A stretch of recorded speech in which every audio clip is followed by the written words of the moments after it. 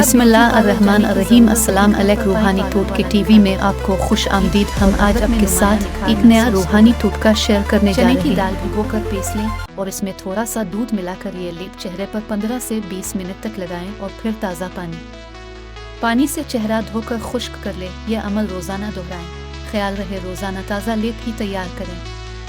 10 بادام، 1 چپٹی اورو کی حلت، تھوڑے سے چاول پیس لیں، پھر تینوں کو ملا کر دودھ شامل کر دیں اور گاڑھا سا لیپ بنا کر چہرے پر لگائیں۔ حسب ضرورت شل گردن پر آدھے گھنٹے کے لیے لگا کر رکھیں اور پھر روئی کو دودھ میں بھگو کر جلد صاف کر لیں۔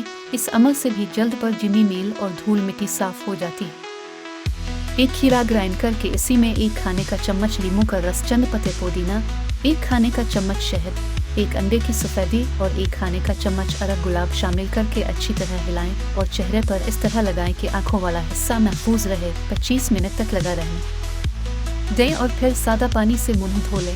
ہفتے میں 1 دفعہ یہ عمل ضرور دہرائیں۔